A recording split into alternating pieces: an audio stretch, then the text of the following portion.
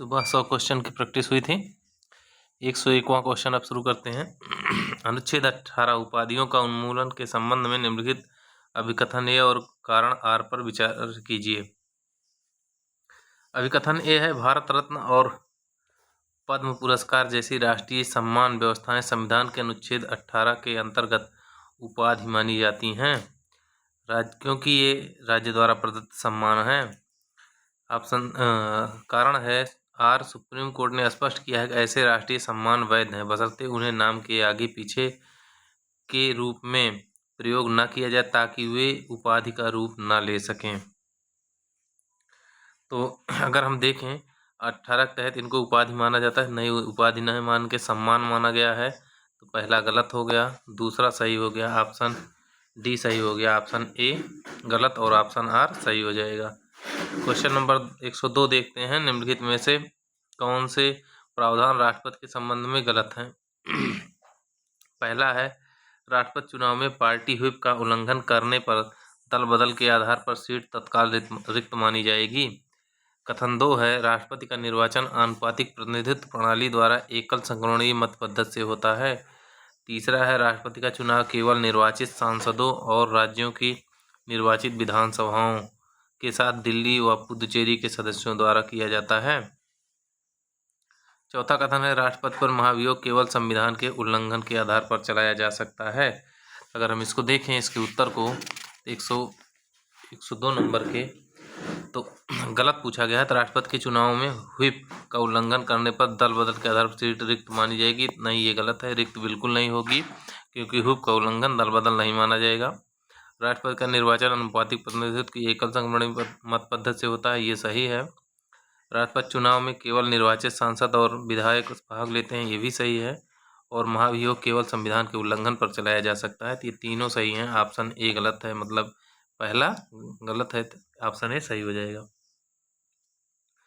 Question number 103 है, नियंत्रक एवं महालेखा परीक्षक सीएजी की टीका टिप्पणी पर उचित कार्रवाई करने की अंतिम जिम्मेदारी किसकी है। ऑप्शन ए है भारत के राष्ट्रपति की, ऑप्शन बी है सर्वोच्च न्यायालय की, ऑप्शन सी है संसद की और ऑप्शन डी है राष्ट्रीय विकास परिषद की। तो यहाँ पे टीका टिप्पणी की जो अंतिम कार्रवाई पूछ रहा है, तो वो राष्ट्रपति की ना होकर संसद की होती है, तो ऑप्शन सी सही हो जाएगा। 104 नंबर, अनुच्छेद 137 के संबंध में निम्नलिखित कथनों पर विचार कीजिए। पहला कथन है, अनुच्छेद 137 तहत सर्वोच्च न्यायालय को अपने निर्णयों और आदेशों की पुनर्विचार करने की शक्ति प्राप्त है। कथन 2 है, यह शक्ति केवल संसद द्वारा बनाए गए कानूनों पर लागू होती है, संविधान की व्याख्या पर नहीं। अब तीसरा कथन है, इस शक्ति का प्रयोग संविधान, किसी कानून तथा सर्वोच्च न्यायालय के बनाए नियमों के अधीन किया जाता है।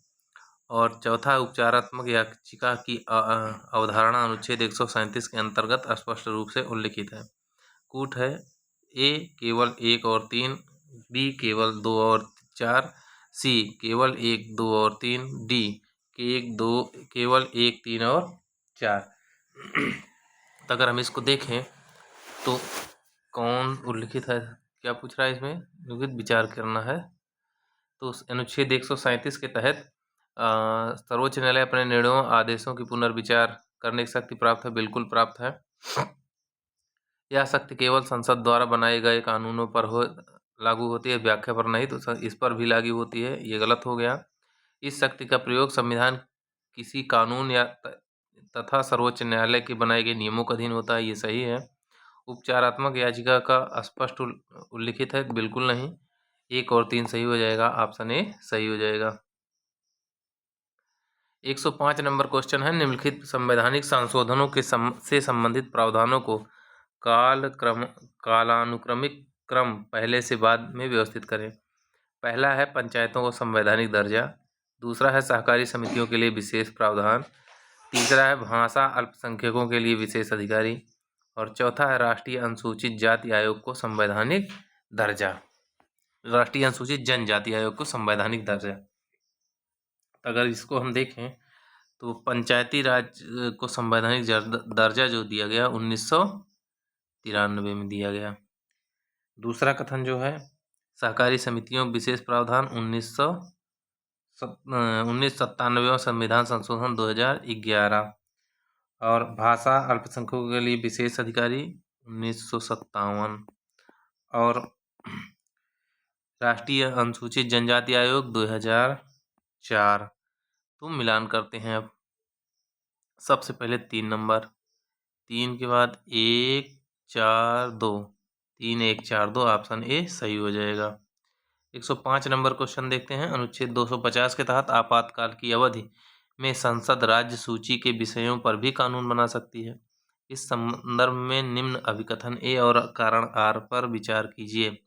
अभिकथन ए है, आपातकाल की समाप्ति के साथ ही संसद द्वारा अनुच्छेद 250 के अंतर्गत बनाए गए सभी कानून स्वतः समाप्त हो जाते हैं और उनका कोई भी प्रभाव आगे नहीं रहता। दूसरा कथन है, कारण है, संविधान में यह प्रावधान है कि अनुच्छेद 250 के तहत बनाए गए कानून आपातकाल समाप्ति के पश्चात भी एक निर्धारित अवधि तक प्रभावी रहते हैं, ताकि राज्यों को अपने विषयों पर आवश्यक कानून बनाने का अवसर मिल सके। तो अगर हम इसको देखें तो स्वतः तुरंत समाप्त नहीं होते, पहला गलत है। दूसरा है 1 वर्ष तक प्रभावी रहते हैं, तो ये दूसरा एक निश्चित अवधि जो कह रहे हैं बिल्कुल सही है, 1 वर्ष तक प्रभावी रहते हैं। ए गलत हो गया, आर सही हो गया, ऑप्शन डी सही हो जाएगा। ये क्वेश्चन नंबर 106 था। इसमें अनुच्छेद 250 की बात कर रहा है। जब अनुच्छेद 249 होता है तब 1 वर्ष की अवधि के लिए होता है। 250 में 6 माह की अवधि के बाद वो स्वतः समाप्त हो जाएगा, तो ऑप्शन आर सही हो जाएगा। कथन गलत हो जाएगा, तो ऑप्शन डी सही हो जाएगा। 107 नंबर है, भारत की आपातकालीन निधि पर किस अनुच्छेद के अंतर्गत स्थापित है और यह किससे के अधिकार में रहती है। आपातकालीन आकस्मिक निधि की बात कर रहा है। ऑप्शन ए है अनुच्छेद 266 के अंतर्गत संचालित और वित्त सचिव द्वारा आधारित। ऑप्शन बी है अनुच्छेद 267 के अंतर्गत संचालित और राष्ट्रपति के अधिकार में। ऑप्शन सी है अनुच्छेद 268 के अंतर्गत संचालित और नियंत्रक एवं महालेखा परीक्षक पर प्रबंधित। ऑप्शन डी है अनुच्छेद 265 के अंतर्गत संचालित और संसद द्वारा नियंत्रित। तो जो आकस्मिक निधि होती है इसको हम लोग जानते हैं अनुच्छेद 267 में है और राष्ट्रपति द्वारा अधिकार में है, तो ये बात सही है, ऑप्शन बी सही हो जाएगा। 108 नंबर, न्यायाधिकरणों के संबंध में निम्नलिखित कथनों पर विचार कीजिए। कथन 1 है, भारत का संविधान न्यायाधिकरणों की स्थापना का प्रावधान करता है। दूसरा कथन है, न्यायाधिकरणों के निर्णय सर्वोच्च न्यायालय द्वारा न्यायिक पुनरीक्षण से परे हैं। कूट है, ए केवल 1, बी केवल 2, सी 1 और 2 दोनों सही, डी ना तो 1 ना ही 2। हम देखें तो भारतीय संविधान में न्यायाधिकरणों की स्थापना का प्रावधान किया गया है अनुच्छेद 323 का और खा के तहत भाग नंबर 14A के अंतर्गत ये किया गया है और ये सुप्रीम कोर्ट के न्यायिक पुनरीक्षण से परे है, तो नहीं पूरे नहीं है, इसको भी पुनरीक्षण कर सकता है न्यायालय, तो ऑप्शन ए सही हो जाएगा। द्वितीय प्रशासनिक सुधार आयोग की अध्यक्षता किसने की थी। ए है वेद प्रकाश मलिक, बी है वीरप्पा मोइली, सी है के संथानम, डी है गोपाल स्वामी अयंगर। तो अगर हम देखें तो द्वितीय प्रशासनिक सुधार आयोग जो था उसके अध्यक्ष जो थे एम वीरप्पा मोइली थे। ऑप्शन बी सही हो जाएगा। 110 नंबर क्वेश्चन, निम्नलिखित कथनों पर विचार कीजिए। पहला है, छावनी परिषद एक असंवैधानिक स्थानीय निकाय है। दूसरा है, यह गृह मंत्रालय के अधीन कार्य करता है। तीसरा है, छावनी परिषद के सभी सदस्य निर्वाचित होते हैं। और चौथा है, परिषद में निर्वाचित और नामित दोनों प्रकार के सदस्य शामिल होते हैं। कूट है, ए केवल 1, 2 और 3 सही, बी केवल 1, 2 और 4 सही, सी केवल 2, 3 और 4 सही, डी केवल 1 और 4 सही। अगर हम देखें छावनी परिषद बोर्ड एक असंवैधानिक निकाय है, तो बिल्कुल सही। यह गृह मंत्रालय के अधीन काम करता है, नहीं, रक्षा मंत्रालय के अधीन करता है, रक्षा मंत्रालय के अधीन काम करता है, ये गलत हो गया। छावनी परिषद के सभी सदस्य निर्वाचित होते हैं, नहीं, निर्वाचित नहीं, निर्वाचित प्लस नामित होते हैं, मनोनीत होते हैं, तो 1 और 4 सही, मतलब ऑप्शन डी हमारा सही हो जाएगा। 111 नंबर क्वेश्चन देखते हैं। निम्नलिखित अनुच्छेदों से संबंधित प्रावधानों को मिलान कीजिए। ए पे दिया है 213 अनुच्छेद, बी पे 275 अनुच्छेद, सी पे 300 अनुच्छेद और डी पे 234 अनुच्छेद। और विषय में दिया है 1 नंबर पे जिला न्यायाधीशों के अतिरिक्त न्यायिक सेवाओं की भर्ती। दूसरा है राज्यपाल की अध्यादेश बनाने की शक्ति। तीसरा है केंद्र सरकार द्वारा राज्यों को अनुदान। और चौथा है भारत और राज्य की विधिक देयता। तो अगर हम इसका मिलान करें 213 में राज्यपाल का अध्यादेश है, 275 में है केंद्र सरकार द्वारा राज्यों को अनुदान दिया जाना, 300 नंबर में है भारत और राज्यों की विधिक देयता और 234 में है जिला न्यायाधीशों के अतिरिक्त न्यायिक सेवाओं की भर्ती। 2 3 4 1 2 3 4 1 ऑप्शन हमारा ए सही हो जाएगा। 112 नंबर क्वेश्चन देखते हैं। भारत में रोजगार विहीन विकास की चर्चा के संदर्भ में कथन कौन सा कथन सबसे उपयुक्त है? ऑप्शन ए है उच्च जीडीपी वृद्धि के साथ कृषि में रोजगार अनुपात तेजी से बढ़ा, रोजगार विहीन विकास की बात कर रहा है। बी है सेवा क्षेत्र की तीव्र वृद्धि ने रोजगार सृजन की गति को उद्योग से आगे कर दिया। सी है जीडीपी वृद्धि और रोजगार वृद्धि के बीच सीधा सकारात्मक सहसंबंध देखा गया।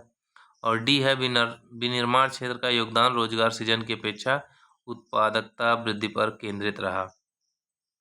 तो रोजगार विहीन की बात है तो इन सब में तो रोजगार बढ़ रहा है, ये होंगे नहीं, यही डी सही है क्योंकि विनिर्माण क्षेत्र बढ़ रहा है लेकिन रोजगार की उत्पादकता बढ़ नहीं रही है, तो ऑप्शन डी हमारा सही हो जाएगा।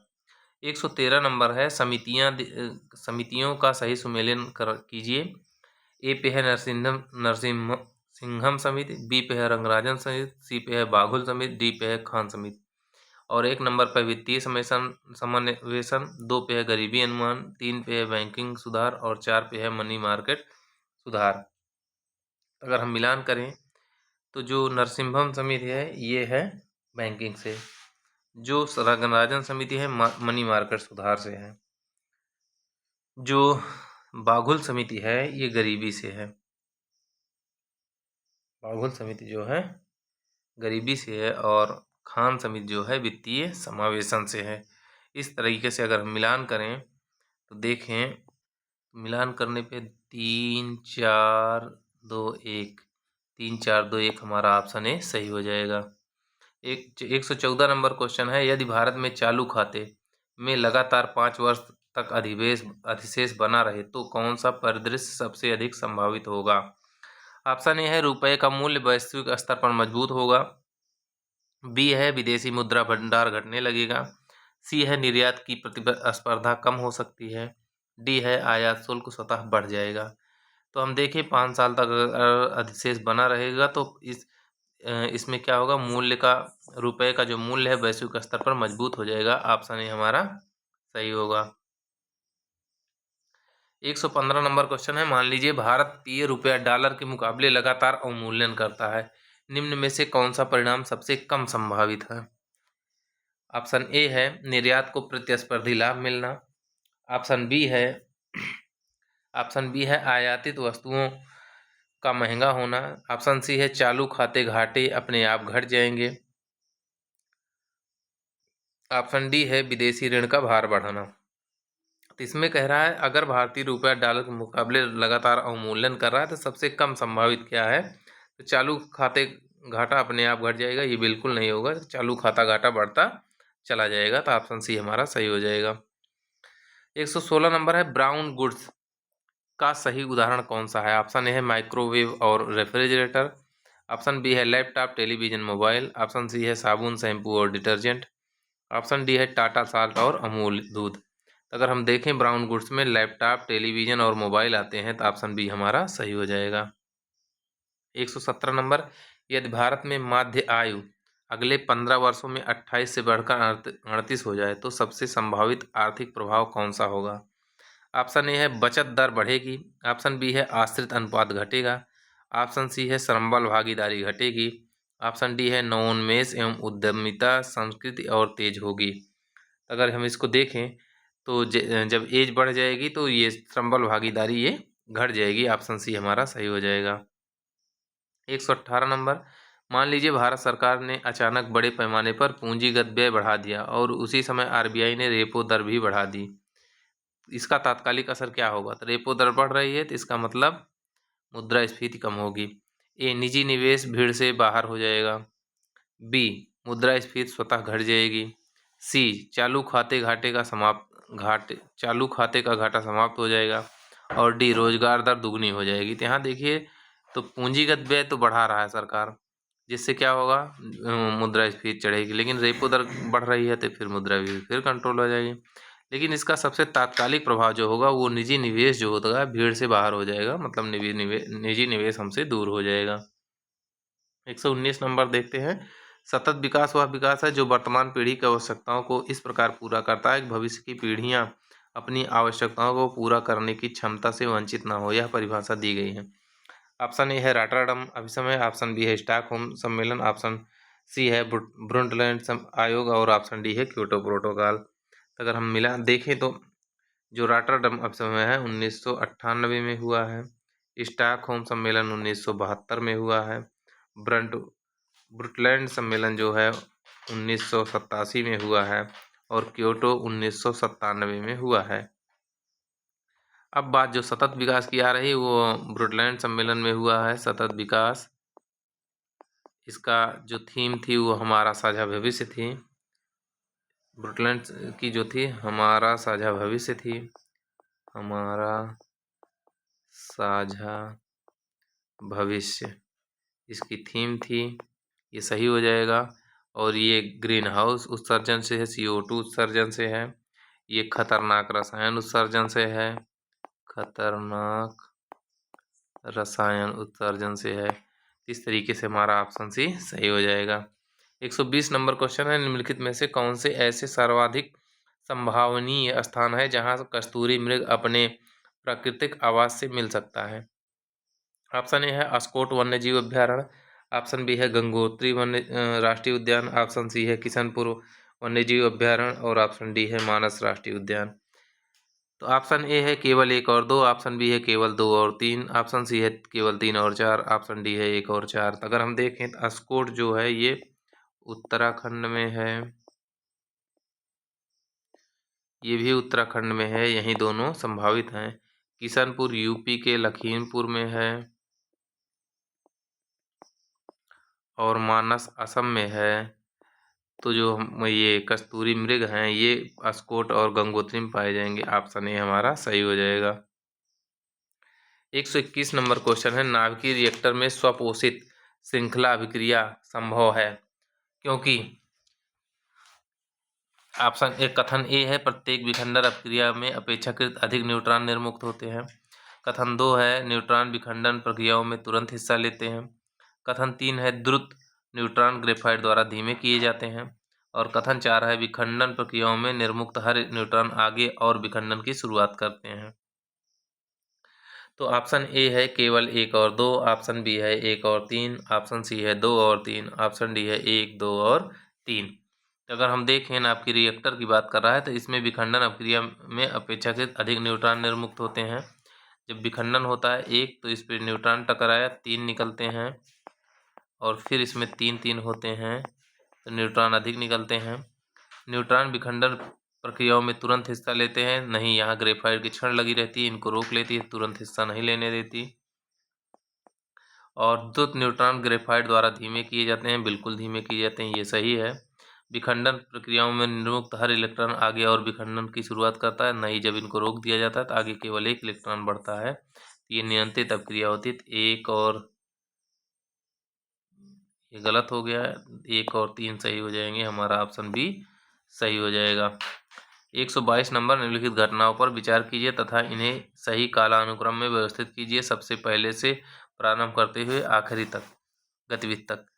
पहला है पाई मेसान की खोज, दूसरा है न्यूट्रॉन की खोज, तीसरा है इलेक्ट्रॉन की खोज और चौथा है प्रोटॉन की खोज। नीचे दिए गए कूट का प्रयोग कर सही उत्तर का चयन करें। तो हम देखें अगर इसका मिलान करें तो ये जो इलेक्ट्रॉन है 1897 में इसकी खोज हुई है, प्रोटॉन की 1917 में हुई है, न्यूट्रॉन की 1932 में हुई है, पाई मेसान की 1935 में हुई है। अब कूट बनाए अगर तो 3 4 2 1, 3 4 2 1, ऑप्शन बी हमारा सही हो जाएगा। 123 नंबर, 1 बिलियन लाल लिटमस को नीला कर देता है, उसका pH होगा। तो जो लाल लिटमस को नीला कर देता है उसको कहते हैं क्षार। क्षार और क्षार का पीएच जो वैल्यू होती है 7 से अधिक होती है, तो ऑप्शन डी सही हो जाएगा। ये देखिए 7 नंबर पे है, तो ये अम्ल होता है 0 से 7 तक, और 7 से 14 तक क्षार होता है, तो क्षार ऑप्शन नहीं, ऑप्शन डी सही हो जाएगा। 124 नंबर, तरलीकृत पेट्रोलियम गैस का मुख्य घटक मीथेन है। दूसरा है, मीथेन घरों तथा कारखानों में जलाने के लिए सीधे प्रयोग में लाई जा सकती है, वहाँ जहाँ वह पाइपलाइनों से उपलब्ध कराई जा सकती है। तो अगर हम इसको देखें तो तरल एलपीजी का जो मुख्य घटक है मीथेन ना होके क्या है, ब्यूटेन प्लस प्रोपेन है। तो पहला गलत हो गया, दूसरा सही, ऑप्शन ए गलत, आर सही, मतलब डी ऑप्शन सही हो जाएगा। 125 नंबर है, निम्नलिखित प्राणी जात पर विचार कीजिए। पहला है सिंहपुच्छी मकाक, दूसरा है मालाबार सिवेट, तीसरा है सांभर हिरण। उपर्युक्त में से कितने आमतौर पर रात्रिचर हैं या सूर्यास्त के बाद अधिक सक्रिय होते हैं? ऑप्शन ए है केवल एक, ऑप्शन बी है केवल दो, ऑप्शन सी है सभी तीन, और ऑप्शन डी है कोई भी नहीं। तो 25 नंबर का अगर हम देखें, 25 नंबर को, तो जो पुच्छी मकाक है ये रात्रिचर है, रात्रिचर है। जो मालाबार सिवेट है, सिंहपुच्छी मकक जो है ये दिनचर है भाई, दिनचर बंदर की प्रजाति टाइप में है, तो ये दिनचर हो गया। मालाबार सिवेट हो गया रात्रिचर, ये सुबह शाम। जो सांभर हिरण है ये सुबह शाम होता है, तो इसको भी रात्रिचर मान लिया जाए, तो 2 3 सही हो जाएंगे, ऑप्शन केवल 2 सही हो जाएगा। 126 नंबर, जैव विकास के संदर्भ में सांपों के अंगों का लोप किससे स्पष्ट हो जाता है, किया जाता है? ऑप्शन ए है अंगों का उपयोग तथा अनुपयोग के किए जाने से, ऑप्शन बी है बिलों में रहने के प्रति अनुकूलन से, ऑप्शन सी है प्राकृतिक चयन से, ऑप्शन डी है उपार्जित लक्षणों की वंशागत से। सांपों के अंगों का लोप होना जो होता है ये प्राकृतिक चयन से संबंधित होता है, तो ऑप्शन सी हमारा सही हो जाएगा। 127 नंबर, प्रोटीन संश्लेषण में निम्न कोशिकांगों में से किनकी भूमिका सबसे अधिक महत्वपूर्ण है? प्रोटीन संश्लेषण की बात कर रहा है, ऑप्शन ए है लाइसोसोम और सेंट्रोसोम, ऑप्शन बी है अंतःद्रव्य जलिका और राइबोसोम, सी ऑप्शन है गाल्जी उपकरण और माइटोकॉन्ड्रिया, और डी ऑप्शन है लाइसोसोम और माइक्रोकांड्रिया। तो अगर हम देखें जो न्यूक्लियस होता है उसमें ऐसे ऐसे ऐसे निकले रहते हैं, इसी पे दाने दाने होते हैं, यही राइबोसोम होता है। राइबोसोम और अंतःद्रव्य जलिका ही प्रोटीन संश्लेषण के काम आती है, तो ऑप्शन बी हमारा सही हो जाएगा। 128 नंबर, सामान्यतः स्त्रियों की आवाज़ का तारतम्य पुरुषों की तुलना में अधिक होता है, पुरुषों की तुलना में मामूली कम होता है, पुरुषों की तुलना में बहुत कम होता है, उतना ही होता है जितना पुरुषों की आवाज़। तो हम जानते हैं तारतम्य वह होता है जिसमें आवाज़ मोटी और पतली होती है, जिनकी आवाज़ मोटी होती है उनका तारतम्य कम होता है, तथा जिनकी आवाज़ पतली होती है उनका तारतम्य अधिक होता है। स्त्रियों की आवाज़ पतली होती है, पुरुषों की मोटी होती है, तो इसलिए स्त्रियों का तारतम्य पुरुषों की अपेक्षा अधिक होगा, ऑप्शन ए सही है। 129 नंबर, निम्नलिखित में से कौन सी चुंबकीय क्षेत्र बल की इकाई नहीं है? ऑप्शन ए है टेस्ला, ऑप्शन बी है गॉस, ऑप्शन सी है एम्पियर मीटर, और ऑप्शन डी है एम्पियर प्रति मीटर। तो अगर हम देखें तो जो एम्पियर मीटर है ये विद्युत धारा का मात्रक है, विद्युत धारा का है, और सभी उसके चुंबकीय क्षेत्रीय बल के हैं, तो ऑप्शन सी हमारा सही हो जाएगा। 130 नंबर, निम्न में से किन जीवों को आर व्हिटेकर द्वारा किए गए किंगडम प्रोटिस्टा में शामिल किया गया है? ऑप्शन ए है नास्टाक, प्लाज्मा, माइकोप्लाज्मा और प्रोटोजोआ, ऑप्शन बी है बैक्टीरिया, अमीबा और प्रोटोजोआ, ऑप्शन सी है अनावेना, बैक्टीरिया और पैरामीशियम, ऑप्शन डी है एक कोशिकीय शैवाल, डायटम, स्लाइम मोल्ड्स और प्रोटोजोआ। आर एच व्हिटेकर ने जो किंगडम प्रोटिस्टा की बात की जा रही है इसमें एक कोशिकीय जीव आते हैं, तो ऑप्शन डी हमारा सही हो जाएगा। इन्होंने 5 भागों में बांटा था, Monera, protista, fungi, animalia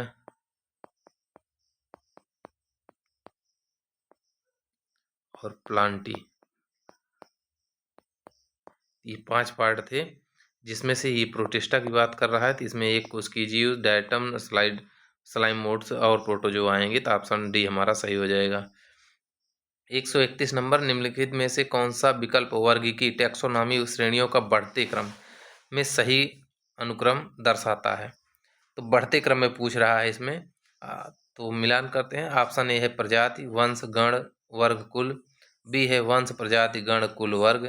C option है प्रजाति, वंश, कुल, गण, वर्ग। और डी है प्रजाति, वंश, गण, कुल और वर्ग। तो अगर हम इसको देखें तो सबसे होती है प्रजाति, फिर इससे होता है वंश, फिर क्या होता है वंश के बाद कुल होता है, फिर क्या होता है कुल के बाद गण होता है, और गण के बाद क्या होता है वर्ग होता है। तो ऑप्शन सी हमारा सही हो जाएगा। 132 नंबर, निम्नलिखित सैन्याभ्यास नोमैडिक एलिफेंट का 17वां संस्करण 31 मई 2025 को मेघालय के उमरोई में आरंभ हुआ। दूसरा है कथन नोमैडिक एलिफेंट सैन्याभ्यास भारत और मलेशिया के बीच आयोजित हुआ। अगर हम इसको देखें तो आप सही विकल्प चुनिए। ऑप्शन ए है केवल कथन एक सही, ऑप्शन बी है केवल कथन दो सही, ऑप्शन सी दोनों सही और ऑप्शन डी दोनों गलत।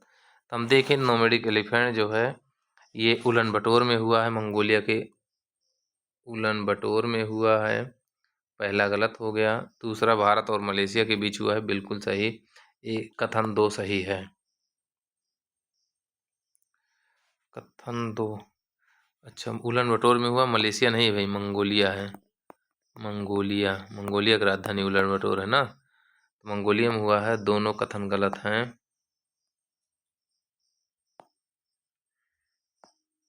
दोनों कथन गलत हैं, ऑप्शन डी सही हो जाएगा।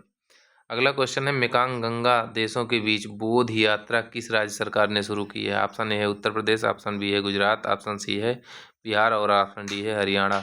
तो मेकांग गंगा देशों बोध यात्रा जो शुरू की गई उत्तर प्रदेश से शुरू गई है। बोध महात्मा बुद्ध से संबंधित स्थलों का दर्शन कराने हेतु ये यात्रा शुरू की गई है। 134 नंबर, हाल ही में 2025 में किस वीरांगना की 300वीं जयंती मनाई गई? ऑप्शन ए है रानी दुर्गावती, ऑप्शन बी है रानी लक्ष्मीबाई, ऑप्शन सी है अहिल्याबाई होलकर और ऑप्शन डी है ताराबाई। अगर हम इसको देखें देवी अहिल्याबाई होलकर का 300वीं जयंती अभी हाल ही में मनाई गई, तो ऑप्शन सी हमारा सही है। वर्ष 2025 में अंतर्राष्ट्रीय क्रिकेट परिषद हॉल ऑफ फेम में शामिल भारतीय क्रिकेटर कौन है? ऑप्शन ए है रोहित शर्मा, ऑप्शन बी है विराट कोहली, ऑप्शन सी है महेंद्र सिंह धोनी और ऑप्शन डी है राहुल द्रविड़। तो 135 का उत्तर जो होता है आईसीसी हॉल ऑफ फेम में शामिल होने वाले क्रिकेटर महेंद्र सिंह धोनी हैं। 136 number, global gender gap 2025 report 2025 के संदर्भ में विचार कीजिए। यह रिपोर्ट विश्व आर्थिक मंच द्वारा जारी की जाती है। दूसरा, यह रिपोर्ट बताती है कि भारत की स्थिति 2024 से सुधरी है। और तीसरा कथन है रिपोर्ट के अनुसार आइसलैंड लगातार शीर्ष पर बना हुआ है। सही उत्तर का चयन कीजिए। ऑप्शन ए है केवल एक और दो सही, ऑप्शन बी है केवल दो और तीन सही है, ऑप्शन सी है केवल एक और तीन सही है, और डी है एक, दो और तीन सभी सही हैं। तो अगर हम इसको देखें ग्लोबल जेंडर गैप, तो ये WEF वर्ल्ड इकोनॉमिक फोरम द्वारा जारी होती है, बिल्कुल सही है। और 2024 से भारत की स्थिति सुधरी नहीं है, दो कम माइनस हो गई और हो गई कितनी 131 हो गई। 2024 में 129 थी, ये गलत हो गया। आइसलैंड लगातार शीर्ष पर बना हुआ है, सही है, 1, 3 सही हो जाएंगे, ऑप्शन सी हमारा सही हो जाएगा। 137 नंबर क्वेश्चन देखते हैं। हाल ही में CBI द्वारा ऑनलाइन बाल यौन शोषण में शामिल साइबर अपराध नेटवर्क को ध्वस्त करने के लिए शुरू किए गए अभियान का क्या नाम है? ऑप्शन ए है ऑपरेशन चक्र, ऑप्शन बी है ऑपरेशन हॉक, ऑप्शन सी है operation clean net, option D है ऑपरेशन सुरक्षा। तो जो ऑनलाइन बाल यौन शोषण का साइबर अपराध ध्वस्त नेटवर्क को ध्वस्त करने के लिए शुरू किया गया अभियान CBI द्वारा ऑपरेशन हॉक है, ऑप्शन बी सही हो जाएगा। ग्लोबल टेररिज्म इंडेक्स 2025 के अनुसार भारत की रैंक क्या है? ऑप्शन ए 12वीं, ऑप्शन बी 14वीं, ऑप्शन सी 16वीं और ऑप्शन डी 18वीं। हम देखें तो भारत की 14वीं रैंक है, इस तरीके से ऑप्शन बी सही हो जाएगा। 139 नंबर, भारत किस देश को पछाड़कर वैश्विक चाय निर्यात में तीसरे स्थान पर पहुंच गया? ऑप्शन ए है चीन, ऑप्शन बी है वियतनाम, ऑप्शन सी है श्रीलंका और ऑप्शन डी है केन्या। भारत ने श्रीलंका को पीछे करके तीसरे नंबर पे पहुंच गया है। नंबर 1 पे चीन है, नंबर 2 पे केन्या है और नंबर 3 पे भारत आ गया है। 144 नंबर, एशियाई महिला कबड्डी चैंपियनशिप 2025 के बारे में। इसका पहला है, इसका आयोजन दिल्ली भारत में हुआ। दूसरा, भारत ने ईरान को हराकर छठी बार खिताब जीता। तो इसका आयोजन जो हुआ भारत में दिल्ली में ना होकर तेहरान में हुआ है। तेहरान ये कहाँ है? ईरान में है, ईरान में हुआ। भारत ने ईरान को हराकर छठी बार खिताब जीता। नहीं, छठी बार नहीं, 5वीं बार जीता है। क्यों? क्योंकि चौथा जो पदक था वो दक्षिण कोरिया ने जीता था। तो एकमात्र पदक जो हुआ अभी तक है उसको दक्षिण कोरिया ने जीता, उसके अलावा सभी भारत ने जीता है। तो इस तरीके से अगर हम देखें तो दोनों कथन गलत हो गए, अर्थात ऑप्शन डी गलत हो जाएगा। 141 नंबर क्वेश्चन हम देखते हैं। वर्ष 2025 में नालसा के कार्यकारी अध्यक्ष के रूप में किसे नियुक्त किया गया? ऑप्शन ए है न्यायमूर्ति BR गवई, ये 52वें मुख्य न्यायाधीश बने हैं। न्यायमूर्ति सूर्यकांत बी ऑप्शन न्यायमूर्ति सूर्यकांत, सी ऑप्शन न्यायमूर्ति YV चंद्रचूड़ और डी ऑप्शन न्यायमूर्ति संजय खन्ना। था अगर हम देखें नालसा का जो अध्यक्ष बने हैं वो न्यायमूर्ति सूर्यकांत बने हैं। इसको पीछे कहीं हमने करंट में बताया भी है। 142 नंबर, ब्रिक्स शिखर सम्मेलन 2025 रियो डी जेनेरियो घोषणा के संदर्भ में सही कथन चुनिए। ऑप्शन ए है इंडोनेशिया ने पूर्ण सदस्य बनकर ब्रिक्स 6 की संकल्पना को जन्म दिया। ब्रिक्स प्लस का औपचारिक लॉन्च हुआ और पर्यवेक्षक देशों हेतु पृथक आउटरीच फोरम बनाया गया। सी ऑप्शन है सम्मेलन के नेताओं स्तर के दस्तावेजों में पहली बार डिजिटल पब्लिक इंफ्रास्ट्रक्चर का स्पष्ट शब्दशः उल्लेख और संस्थागत फॉलोअप दर्ज किया गया। डी ऑप्शन है शिखर सम्मेलन में यह सहमत बनी कि सभी ब्रिक्स देश 2027 तक साझा डिजिटल मुद्रा अपनाएंगे। तो अगर इसका हम देखें ब्रिक्स का 2025 का रियो डी घोषणा, तो उसमें कहा गया है कि सम्मेलन के नेताओं स्तर के दस्तावेजों में पहली बार डिजिटल पब्लिक इंफ्रास्ट्रक्चर का स्पष्ट शब्दशः उल्लेख और संस्थागत फॉलोअप दर्ज किया गया। तो ऑप्शन सी सही हो जाएगा। 143 नंबर है UNESCO global education monitoring report 2025 के संदर्भ में भारत की स्थिति के बारे में कथनों पर विचार कीजिए। पहला कथन है भारत ने प्राथमिक शिक्षा में जेंडर पैरिटी इंडेक्स GPI 1 से ऊपर प्राप्त किया। दूसरा कथन है भारत में माध्यमिक शिक्षा में 90% नामांकन का लक्ष्य प्राप्त कर लिया गया। तीसरा है रिपोर्ट के अनुसार भारत की टेक नीतियों ने डिजिटल विभाजन को पूरी तरह समाप्त कर दिया। चौथा है भारत अभी भी SDG 4 एजुकेशन फॉर ऑल 2030 के लक्ष्य से पीछे है, विशेषकर लर्निंग आउटकम में। अगर हम इसको देखें तो ये यूनेस्को ग्लोबल एजुकेशन मॉनिटरिंग में तो भारत ने प्राथमिक शिक्षा में जेंडर पैरिटी इंडेक्स में 1 से ऊपर प्राप्त किया है, बिल्कुल सही। भारत ने माध्यमिक शिक्षा में 90% नामांकन लक्ष्य प्राप्त कर दिया, नहीं प्राप्त किया है। पूरी तरह डिजिटल विभाजन समाप्त कर दिया, नहीं कर दिया है। और SDG 4 के लक्ष्य को से पीछे है, तो ये पीछे है। 1 और 4 सही, ऑप्शन ए सही हो जाएगा। 144 नंबर समय परिप्रेक्ष्य मई 2025 भारत ने अमेरिका के साथ क्वांटम कंप्यूटिंग अनुसंधान में रणनीतिक साझेदारी की घोषणा की। इस साझेदारी के सामरिक निहितार्थ की सही व्याख्या कौन करता है? ऑप्शन ए है यह दर्शाता है कि भारत अब केवल क्वांटम तकनीक का उपभोक्ता न रहकर सह विकसित विकासक बन रहा है, जिससे उसकी तकनीक संप्रभुता बढ़ेगी। दूसरा है बी ऑप्शन, यह मुख्यतः भारत को सेमीकंडक्टर निर्माण श्रृंखला में आत्मनिर्भर बनाने हेतु क्वांटम तकनीकी इसका सहायक पहलू है। और सी ऑप्शन है यह गठबंधन भारत को AI शासन ढांचे में अमेरिका का साझेदार बनाता है, जिससे भारत UN आधारित डिजिटल संधियों में अग्रणी बन सकेगा। डी ऑप्शन है भारत को टेक्नोलॉजी जैसे उभरते गुटों का स्वाभाविक भागीदार बना देता है, जहां आर्टिफिशियल इंटेलिजेंस, क्वांटम और साइबर तकनीकों को सामरिक रूप से जोड़ा जा रहा है।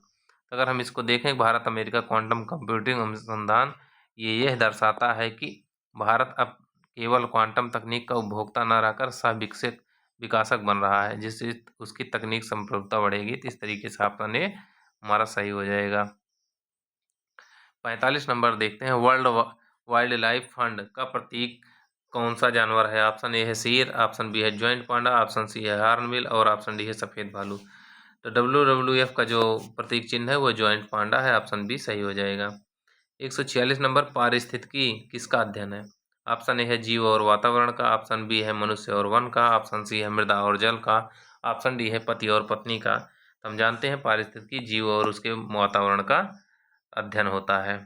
147 नंबर, सूची 1 को सूची 2 से सुमेलित कीजिए और सही कोड चुनिए। आप सूची 1 में दिवस हैं, सूची 2 में दिनांक है। तो ए ऑप्शन है पर्यावरण दिवस, बी ऑप्शन है विश्व वानिकी दिवस, सी ऑप्शन है विश्व पर्यावरण दिवस और डी ऑप्शन है विश्व ओजोन दिवस। 1 नंबर पे 21 मार्च, बी नंबर 2 नंबर पे 5 जून, 3 नंबर पे 16 सितंबर और 4 नंबर पे अक्टूबर का प्रथम सोमवार। तो हम पर्यावरण दिवस 5 जून, वानिकी 21 मार्च और ओजोन दिवस 16 और विश्व पर्यावरण दिवस अक्टूबर का प्रथम सोमवार मिला लेते हैं। 2 1 5 4 3 ऑप्शन ए हमारा सही हो जाएगा। 47 नंबर। 48 नंबर देखते हैं, भारत में मिट्टी बचाओ आंदोलन कहाँ से प्रारंभ हुआ? ऑप्शन ए है ठाणे महाराष्ट्र, ऑप्शन बी है मैसूर कर्नाटक, ऑप्शन सी है दरभंगा बिहार और ऑप्शन डी है होशंगाबाद मध्य प्रदेश। तो मिट्टी बचाओ अभियान की शुरुआत होशंगाबाद मध्य प्रदेश से हुई है। 149 नंबर क्वेश्चन है, उत्तर प्रदेश की सर्वाधिक लंबी नहर मुख्य धारा प्लस उपशाखाएं हैं। ए ऑप्शन निचली गंगा नहर, बी ऑप्शन घाघरा नहर, सी ऑप्शन शारदा नहर और डी ऑप्शन केन नहर। हम जानते हैं उत्तर प्रदेश की सबसे लंबी नहर जो है शारदा नहर है, ऑप्शन सी सही हो जाएगा। उत्तर प्रदेश प्रथम निर्वाचित विधानसभा के प्रथम अध्यक्ष कौन थे? तो ए ऑप्शन है मदन मोहन वर्मा, ऑप्शन बी है पुरुषोत्तम दास टंडन, ऑप्शन सी है आत्माराम खेर और ऑप्शन डी है नफीसुल हसन। अगर हम इसको देखें तो जो भारत के उत्तर प्रदेश का प्रथम निर्वाचित विधान, यहाँ निर्वाचित की बात हो रही है, जिसके आत्माराम खेर थे। और सबसे पहले जब देखेंगे 1937 में तो वो पुरुषोत्तम दास टंडन से, लेकिन यहाँ निर्वाचित की बात कर रहा है तो 1952 की बात हो रही है। इस तरीके से आत्माराम गोविंद खेर थे। ये वीडियो देखिए, इसका अगर PDF चाहिए ये जो हल किए हैं तो टेलीग्राम ज्वाइन कर लीजिए, वहीं से आपको ये मिल जाएगा। टेलीग्राम पे ज्वाइन करिएगा तो वहाँ से मिल जाएगा। तो इस तरीके से ये 50 क्वेश्चन होते हैं।